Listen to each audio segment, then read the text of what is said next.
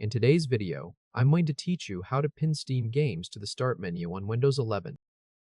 Open Steam from your desktop or from the taskbar, whichever one you normally use. Once Steam is open, click Library at the top.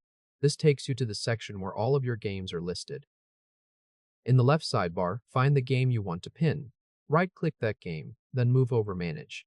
A small menu will open from there. Click Add Desktop Shortcut. As soon as you do that, Steam creates a shortcut icon for that game on your desktop. Now go to your desktop and find the shortcut that was just created. Right-click the shortcut. If you see Pin to Start, click it. That sends the game straight to the Start menu so you can launch it from there instead of opening Steam and finding it in your library each time.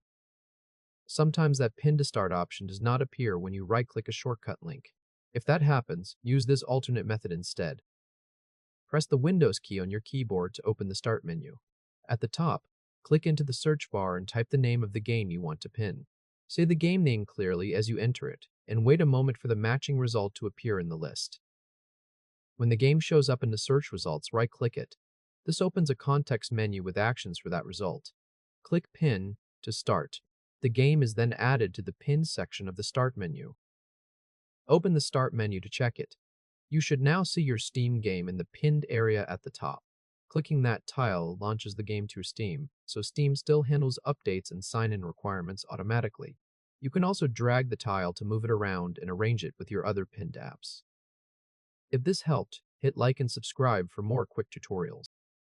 That's the whole process. Open Steam, create the desktop shortcut from the game's Manage menu, and pin that shortcut to Start if the option is available. If it is not, search for the game from the Start menu, right-click the result, and pin it there. After that, the game stays available from the Pin section for quicker access whenever you want to launch it.